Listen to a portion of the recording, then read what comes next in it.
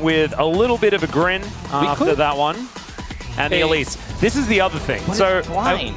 I said Rumble, I said Sejuani, but I think the Elise is also another big deal because Lens needs a turnaround game, and I don't think there's a better way to do it than putting him on the Elise. Yeah, but there were so many strong picks available, and now Keria just can play a support that's strong into Elise and not play like Leona. But Poppy is the worst pick into Elise in the bottom lane, and that one's globally banned by Fearless. So, you know, you gave over the Rumble. That's problematic in its own right. But now Keria has, I mean, Keria is kind of known to play range supports.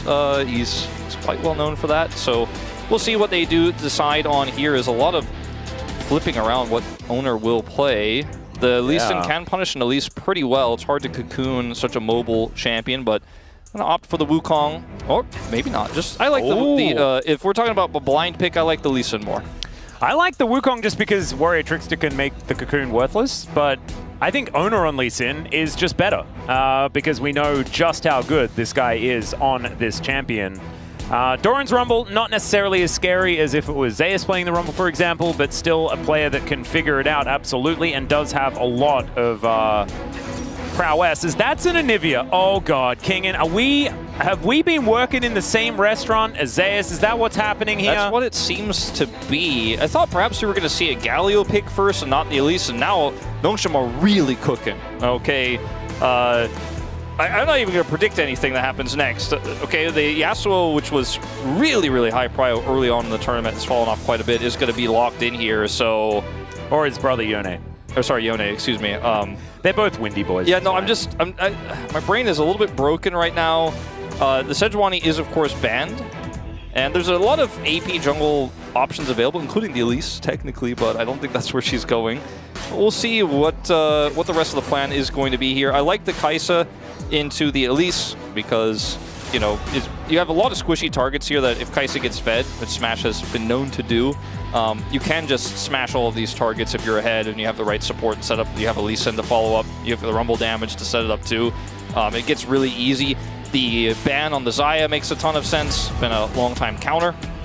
Well, the Nort is going to be banned away. I think that a lot of things with big AoE CC need to be hitting the bench. Caitlyn's super obvious here. I love that ban. Yep, holding people in place on the Rumble Ultimate is going to be pretty important here. I think a Leona ban would make some sense. The Caitlyn, like you were talking about, is going to be taken away as well, not allowing you to have that level of range. I love how they picked Elise first, though, and then banned some of the best champions she can lane into. This draft is super weird for me, Nongshim. We'd all love to see Faker play Zed. We would. Or Aurelia. Aurelia is kind of fun, too. She was just nerfed, so it's probably not happening, as that is a Corki. I think as far as going from things you want to see Faker play to things you don't want to see him play, this is about as large of a gap as you can get. Hey, he has played Kai'Sa mid. Hey, true, there we go. I don't think he will be playing Kai'Sa mid in this case. As looking between the Ashe and the Jinx here for the bottom lane, remember the Elise is already locked in. I really like the Ashe. I expect you still going to be able to lock that one in. Really strong synergy with the Cocoon and the Arrow, and also the follow-up from the Anivia Q. And you can isolate targets with the Anivia Wall as well. And it's a very squishy lineup here for T1. There is no tank at the moment, which leads into part of why maybe you see that Leona Nautilus ban. And, you know, obviously that sets up the Rumble to great success as well. But this is a solid lineup here for Nongshim at the end of the day, given what T1 have. It was a weird path we took to get there, but, you know, I think we're also putting a lot of trust in Fisher being able to pilot Yone here to great success. And we're just going all in. Yeah, okay, so that's Keria's Pike. We know just how good he is on this champion, but that is definitely the opposite of a tank. That is as far the opposite of a tank that you can possibly get. This guy cannot even get health.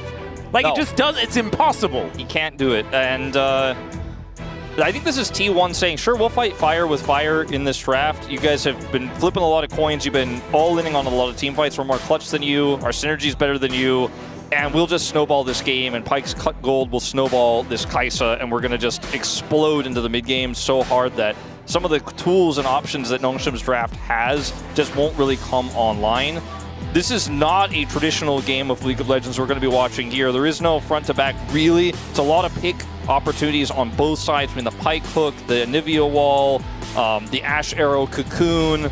It's really, whoever gets a lead early should snowball this game, 100%. And that could be Nongshim, depending on how this plays out, because if you have vision control as Nongshim, T1 setting up for objectives, good luck with that, because Lehens is going to find you. He's going to Cocoon you. They're going to Ash Arrow you. They're going to explode you. And the zone control they have with the Anivia, too, if they have vision control, is really strong here. So if you get a lead, Nongshim, you've got a real chance in this one. Yep. So I just did a little bit of research as well. Kingen has played 19 games of Anivia this week in solo queue, so he's been putting in the time. The win rate's not something I'd really, write home about, but it's above 50%. See how it goes. We jump into the rip for game number 2.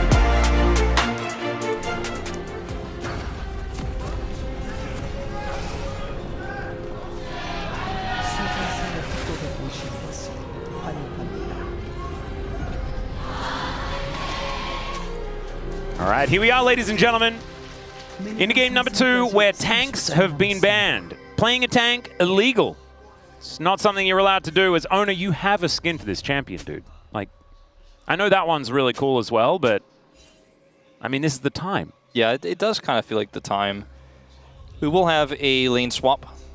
Ooh. But T1... I like that Anivia skin as well. That's a cool one. Yeah, T1, will they look to match, or will they just try to bully Anivia? It's kind of tough to bully an Anivia because of her passive. And it's very difficult to dive her as well because of that. So it's a strong champion in the lane swap and has great wave clear too. Yep. Ooh, that's some cool tech. Okay. So delaying the minion wave a little bit. Bit of a cute one, just bunching him up. He has 7 seconds so he could try to slow them down again. Yeah, that's actually a good point. And so now he gets to at least convince the minions that they should be a bit closer to his turret. And use the turret. Yep, really cool. Oh, that is very... Look at these melees. They're so confused. This one guy is like, where did my friends go? All right, I don't care what happens in this game now. I'm behind this type of strategy. It's like the most strategy that's ever been shown in a single LCK game in LCK history. The wall tech. This is what you get from playing 19 games of Anivia top in a week, ladies and gentlemen. He's also probably been playing it in scrims, guys. It was a little bit of facetiosity, but that was definitely fun. That was exciting. It is, in the end, just like a 1v1 lane, so yeah. It's not as impactful as it could have otherwise been. But it's still cool. If Viego was passing bottom and, the Rumbles pull back, there's some stuff you could maybe do with it, but it isn't, I don't think, going to make too much of a difference in this game in particular. As you see, this 2v2 is going to be tough to play out into the Ash with the pike at this point, unless he can hit a miracle hook, set up that stun. Yep, it's a fair bit of like, if you all in, then maybe you've got a chance, but an all in is a lot of all or nothing, which can be very, very dangerous. As Fisher is going to unbind his soul, try and do some damage to Faker, and Faker stands his ground and says, no, I don't really care. Yeah, that was, speaking of all-ins, kind of an all-in there. At least he gets both of those ranged minions, but will not be happy with what happens next. We'll have to eat that potion or drink. Yep. Whatever. It is definitely the type of game, too, when you see Kingen lock in a Zeus exclusive champion into T1 that makes T1 fans maybe want to press a new tweet button, but I think this is just Kingen really cooking in his own way with the Nongshim coaching staff, because they've had some cool drafts and they've really leaned into, we're just going to do what we like recently, and I do like to see that. We'll see if it works out in this game. As for Fisher, it's not working out the way he's hoping, but he's turned this lane around a little bit. Yep, and there's also there's a lot to be said about follow-up in PixCC, right? Anivia is certainly one of these champions with her stun being pretty high value, but hitting it is a little bit harder because it moves very slowly. Oh dear, Fisher, this is not where he wants to be. As Owner misses the Q, Fisher is going to survive for now, as now Lehens looking for an opportunity onto Smash. He has to flash, get out of the way. Gideon looking for an opportunity. Lehens makes his way out. Still relatively healthy as Carrier gets the ward down. And it looks like they're not going to attempt the dive. So close to success, though, for Nongshim. As soon as Owner shows in the mid lane, they know they have an angle there. Try to get the punish. Really cool usage of the Valkyrie there by Faker as well, to try to deny Fisher from getting away without taking a bunch of damage. And he will find his soul the right timing here and get out, and we'll be able to TP back to lane himself. So a lot of that aggression neutralized now. And luckily for Fisher, because he did dodge that Sonic Wave, gets out alive, doesn't have to flash. Smash being down both of his summoners now means that a follow-up opportunity could be there for Nongshim to punish the early game Kai'Sa. Yeah, well, King and Doran. Let's have a look at this. Ice versus Fire should be pretty Doran favored. As far as my elemental matchups that I learned in Pokemon are concerned. These are, in fact, not Pokemon, though, so it is not going to be the case. E doing a fair bit of damage, man. He's Phase Rush as well in this game. We have seen some different variants, you know, in certain matchups going for Comet. Lens? Ooh, the Cocoon going to go wide there. Faker will take a little bit of return damage from the Unbound Soul, but Lehen's not going to find any joy from his surprise attack on the mid lane. Yeah. We've seen Grasping Anivia as well for a more tank-focused build, but we already said tanks are not allowed in this game, so...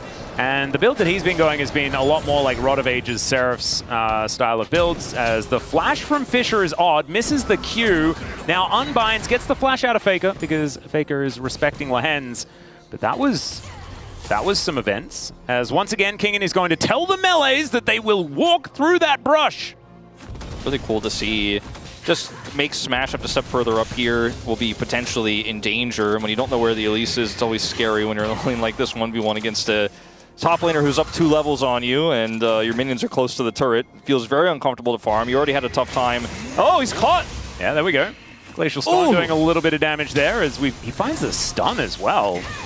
As remember, the E is on a really short cooldown and crits. It's just, it's a bit of a silly button. It's big damage if you are able to set it up, and he's able to do so. That's a level 4 Kai'Sa, so without cleanse, which he's aware of. So that could have been way worse if the wall was actually tight there, and he wasn't able to work his way out.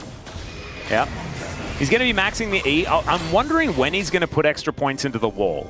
I remember Froggen like used to do these weird things because the guy played Anivia so much that he'd like have different games where he'd like max wall first as there's a hook connecting, sorry, a cocoon connecting as Faker just Valkyrie's away. Ona makes his way in, makes his way out. Lehen's very, very close to dead. And T1 just kind of chilling right now. Bone Skewer going to be attempted to be blocked, but instead, Gideon's the one that's going to be the target. That was able to get out, and that equalizer was nutty. Everything about that was just so off the wall. Yeah.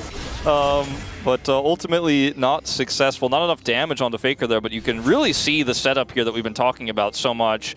Gio did not have 6 to follow up because he could have even tried to arrow there as well with everything that was happening.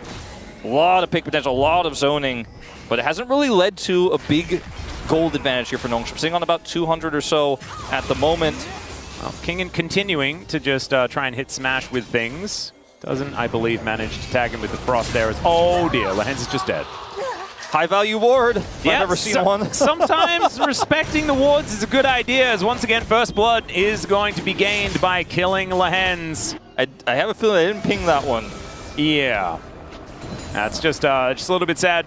I think you might want to risk taking your time to move towards a turret or something like that before you decide to go back with 200 health. As now Jiu is trying to fight against Doran, and Doran silences himself and does a lot of damage here to Jiu. Does get a little bit on the back end into the brush as the Flame Spitter is able to help out, so the arrow not exactly getting the value that Jiu really wanted. Still, he is going to be okay. Lehen's back in action once again. As, all right, oh man, maybe it's now going to be the hidden spider that gets, oh, never mind. Doran, I mean, rather, Lehen's has just not hit his abilities sometimes today when it's been really highly opportunistic to do so. Yeah. Another one of those moments, and iconic Elise player who normally hits those 10 out of 10 times. 2 misses today in this game. So we'll go back to this play here. King in deep for this one. W 한번 봐줘. 하나, 둘, 셋. Yep, they were just coordinating it to make sure that there's no way to react. 얘네 팀 못 갔어. Beautifully done. Timing it out. Oh, another whiffs. Yeah, that one, I think it's okay. It's when the enemy doesn't know that you're there and you miss, that's the most egregious. Yeah. You know, because otherwise they're juking and it's a little bit of mind games and it's a little bit more understandable. But that one in the top lane was certainly not one you want. This could be another opportunity for that, as now Lehen's wants to be able to find it. Cocoon now going to connect as he flashes on over. Fisher's in so much trouble, still going to survive. They take down the Lee Sin first, the repel to get Lehen's out of dodge. And now Jiu's on the board, picks up the kill onto Carrier. Faker now in trouble, and it's a double for the Ash. Nongshim coming back in a big way here in game 2. I mean, it's just a tightrope walk, though, how they played that. And Fisher has spent so much of this game for real, sitting on low health and just going in and absorbing pressure. I think this isn't really possible without him here. As you can see, he's zoned out in this situation, ends up avoiding the spear, goes in, gets Smash's ultimate as well, so Smash is now zoned away, and Keria is just not squishy. And this is what we're talking about this comp. It's got so much chase down potential. With the Ashe slows, you are just not going to get away. If you are priced into a fight like this and you do not win it, you will eventually slowly be eliminated one by this composition of Nongshim. It's so sticky. That gives him 1,000 lead to goal here. Damn, let's see if they can snowball it. That's crazy. I wonder, do you actually, you don't have access to Pyke's passive, right? When you kill someone as a possessed version of Pyke? I don't think so. Man, that'd be cool. That if you sounds got extra kind of money. Broken. I don't know if that's allowed. There are so many Viego things that I always talk about, like on broadcast, that I just don't understand. I apologize, everyone. I should probably actually just research all of the interactions that Viego has, because he's played. We'll see you in 3 years. Yeah. Let me know when you're done with that.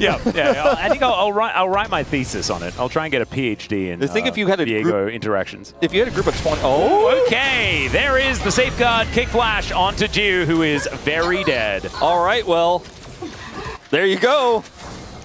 Yep. Revenge secured. The feat of strength did go over to Nongshim. So there is at least that. They can take that one to the bank. Nice little knock up here from Fisher as Doran misses the harpoon. That's going to win the trade there for the Yone. But that is one grub going on down as Wojciech is going to give away the position here of Smash. Keria comes in though, lands the Bone Skewer as Kingin's in a bit of trouble as well. Lehens is just dead. Explosions there as the ulti's looking really cool. A double in theory, but it is just egg form. And still, that's a 4-man ult from Fisher. Smash gonna get ripped to shreds. And they take down Faker as well. Back immediately channeled here as Keria is trying to go home. And now flashing over the wall is Gideon, safeguarding out his owner, and I think he will survive for the moment. But man, I thought that was a T1 destruction derby. Instead, Nongshim find the hugest Yone angle. I mean, it still could have been even better there. I think Nongshim's super frustrated with the fact that both Keria is able to escape. They knew he was there. I think 99% they know he's in that brush, but they thought they could get the kill onto owner. Flash committed, they don't get either of them. So it's a nice trade back there and an incredible ultimate from Fisher.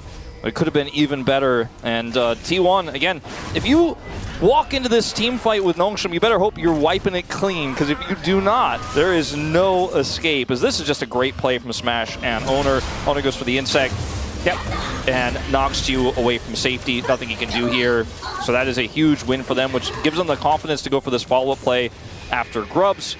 And then it looks fantastic, right? Like, Kingin is trying to help Lehens. He has no flash, and he's able to set up his wall here. Buy some time. Gideon's like, well, I'm not going in there. All the while, though, Fisher heading over, and that pesky egg just buying a few more seconds here, a few more seconds. Nobody sees the flanking Yone come in for the 4-man, and Gideon's follow-up damage is insane here with Gio as well. Unfortunately for them, both Keria and Owner will escape.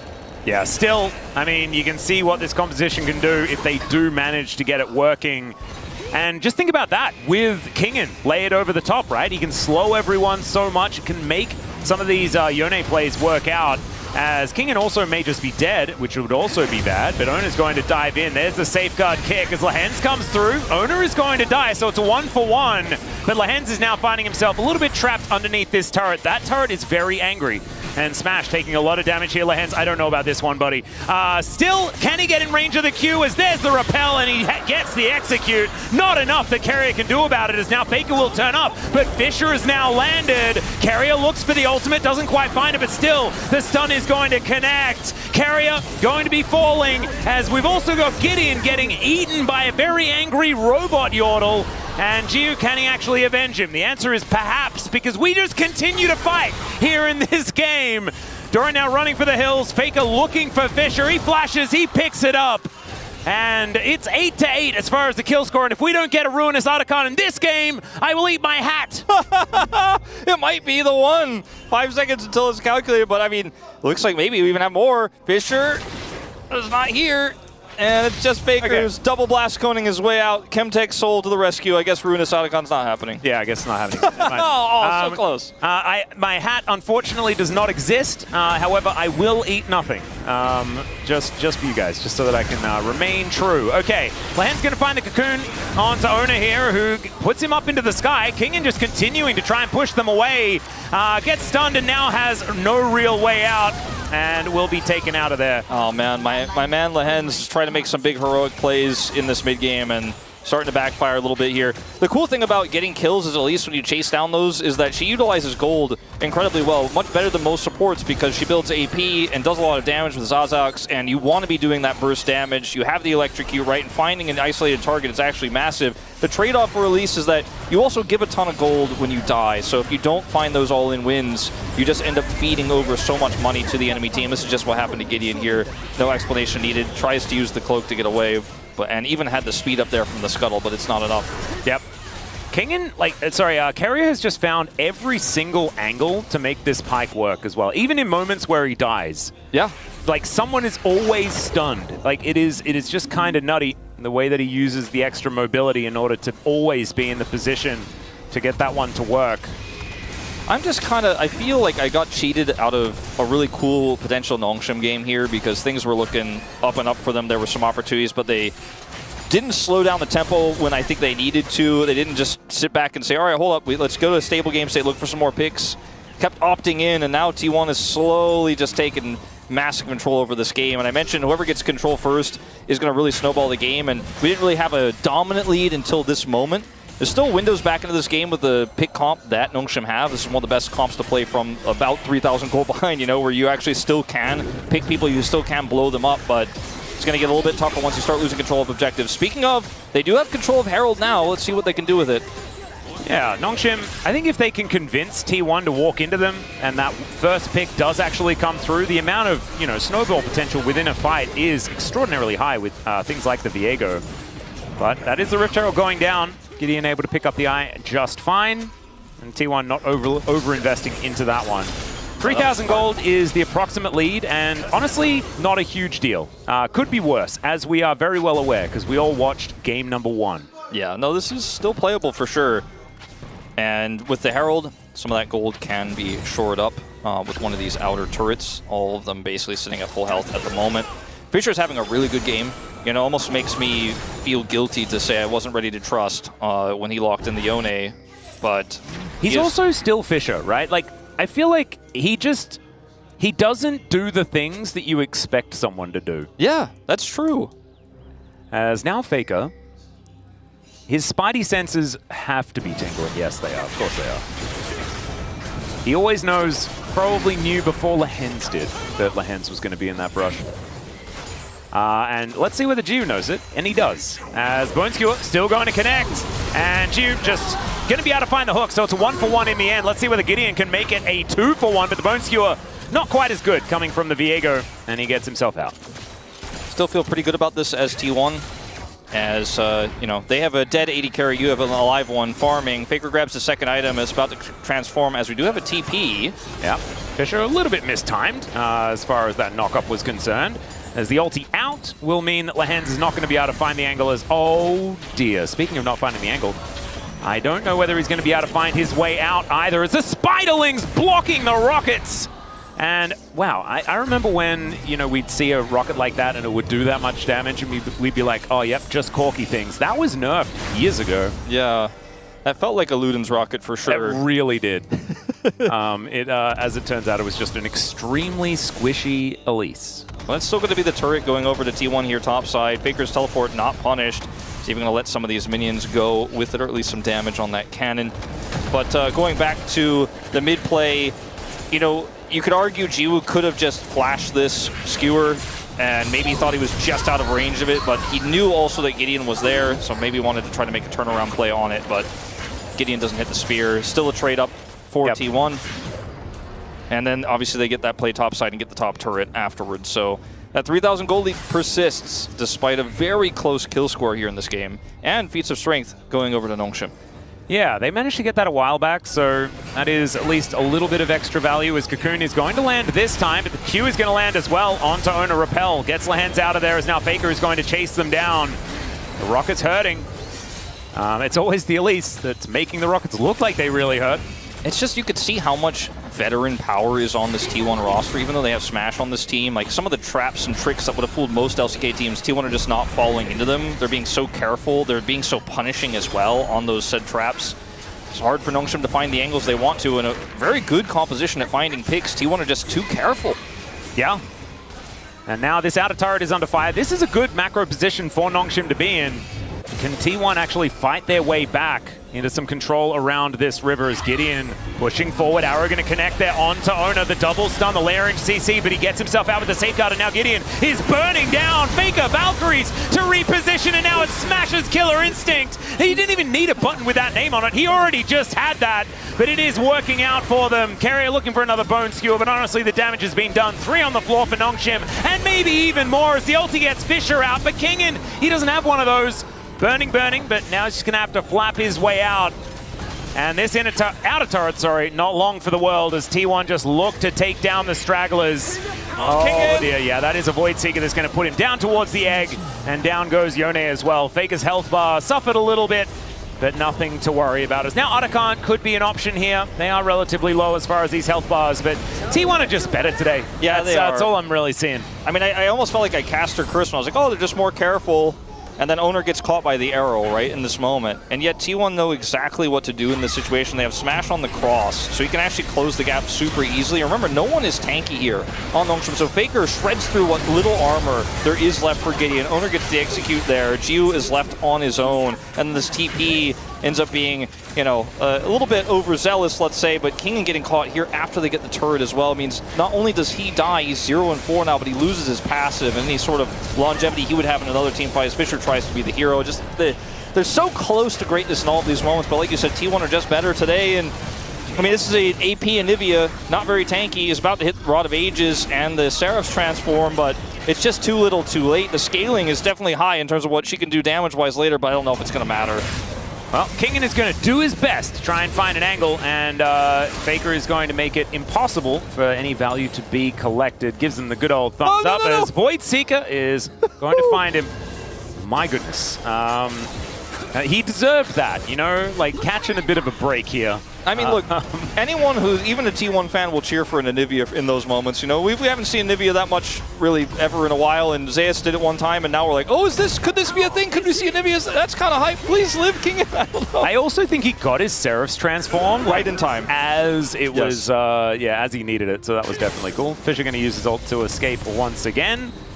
As now maybe we're heading towards Anivia territory, Wolf. Yeah. This is what old people like myself will remember. Anivia was good at kill minions when trying to siege turrets. It is hard to finish a game against her, for sure. Ooh, nice sidestep there from Lehens.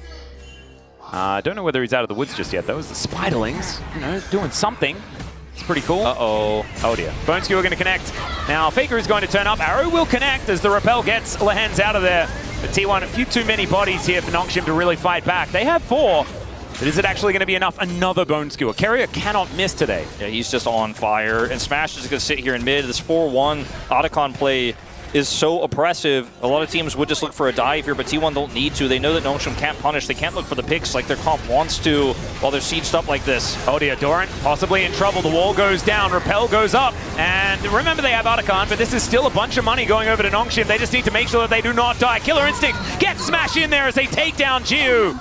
1 for 2 sent back home is kind of even, I guess it's like a trade up for Nongshim gold-wise a little bit, but still T1 having the pressure there. Another Bone Skewer. This time going to miss. 6 points in my country, though. And using the wall and the ultimate, like you said, to kill the minions and to deny some of that siege, buying some time here. Yep, counter siege for Anivia is no joke, as now Fisher is going to take an equalizer ride. He did not want that. Another equalizer is there now in the form of a Valkyrie, and Faker didn't even really need it as far as the damage. Fisher is just, being abused. He shakes his head on the player cam. He had his ult in 5 seconds. Maybe there's a way he turns that around. Maybe that's what he was kind of preparing for there on the 1v1, but it wasn't a 1v1. Doran getting caught here is exactly what this comp for Nongshim is meant to do.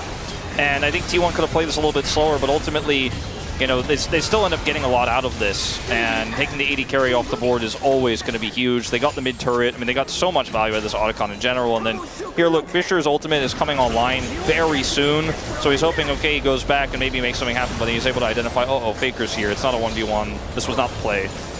Yes, not the droids you were looking for. Okay, Lehens is just thrown into a bone skewer. That was sexy. That was a sexy play. And T1 just once again going to... Like, Lehens is challenging Beryl. He only needs 3 more deaths. Yeah. And he's going to get there. He then needs to win the game if he wants to equalize. But right now it's a 10,000 gold lead. It's happened again, ladies and gentlemen. T1 really running away with this one. It took them a little bit longer in the earlier stages to really assert their lead. Now that they have it, things are looking real dire. And Carrier doesn't miss those. Once again, that is a dead Ashe. Yeah, sometimes against these Carrier spears, you gotta just flash it, man. Yeah. You can't just be like, maybe I'll dodge. You don't dodge this guy. I mean, if I was playing against him, I would probably, my way of dodging it would be to be in the fountain. The problem is if you flash his hook, then you don't have your flash for his next one. He's not going to miss, you know? Yeah, he was in deep trouble there. T1 going to grab this Baron on spawn again. And this game is just, unfortunately, very quickly spiraling out of Nongshim's grasp. There were some good angles in the early game. There were some opportunities. They kept it close. They even had, at one point, a pretty nice macro lead, map control. But T1 just outplayed them and were able to suss out some of their traps. Speaking of... Oh, Lehens, unfortunately not allowed to go home. The equalizer going to stop that. Now Carrier looking for an opportunity to take him down. He's going to slink through, does get tagged as, oh god, just like 3 buttons and he's dead. Fischer not going to be allowed to escape here. Does get a big old shield as he flashes on top of Faker. He almost goes down. Eventually Gideon does secure that kill as the Bone Skewer this time just barely going to go wide. And Dorian going to get taken down. Gideon now finding some of these angles, some of these opportunities as he gets on top of Smash with a Heartbreaker. Now Gio with these auto attacks as Carrier, it's just going to get autoed down. And Ona possibly out of position. There's the kick. Follows in order to take down Gideon, but the stun is going to be there, and there's the Ashe damage we've been waiting for. Nongshim able to fight back. This was with Baron. Yeah, this is one of those old school Nongshim types of team fights where you're like, oh, if you want to tussle with us, you better be ready to get into the chaos, as Gideon absolutely pops off in that fight. And Gideon has been known to be a crazy Viego player. You give him that opportunity, you don't respect him. He has a ton of really crazy snowballing champions on T1's side to utilize there as well. The damage coming out of the stolen Corki was unreal. That's going to be a lot of gold over to Nongshim here. They secure Dragon as well as the bounty on the Dragon. This all starts off with Lehens getting caught, right? Getting spotted here. T1 go for the chase. It's a long rotation over here for the Nongshim members. Lehens obviously is in a ton of trouble. There's no Yone ultimate, so I can understand why T1 thinks, okay, this is just a done deal. It's a freebie. If Faker gets out here, none of this happens. None of it happens. But Gideon gets the Valkyrie. Valkyrie is perfect here. Gets another transform. Smash is like, I got a flash. That's way too much damage. Uh-oh. I've seen this movie before. Well, yeah. I was, you know, for a moment there, I was like, wait, could Nongshim maybe do this 1 or 2 more times and we have a game? But then we come out of the replay and reality strikes us, and strikes, unfortunately, Ju for a 6th time this game. And this did happen in game number 1 as well, right? Yes. It was the negative Rebel Baron power play into T1 saying, haha, I guess we'll just win. And then they did. This does have an Anivia in it, so maybe that just win is going to take a little while longer. But Ona says he's going to split push, take down a mid lane inhibitor turret, and T1 to continue to push forward. Kingen going to get just engaged on here by Carrier. Kingen goes golden. Carrier likely to die as Gideon is just burning. That is going to be the rocket to take him down. Actually, the last tick of Ignite, I believe, was what removed him there. And Nongshim continuing to play defense. Arrow going to connect onto this Rumble as the ulti from Fischer. It might be enough there to be able to take him down, but instead he goes golden. Ona now taken down to his GA. Smash is getting autoed down by Giu, who's standing and delivering as far as this damage is concerned. If he's not instantly killed, things can be better, unless Ona does that.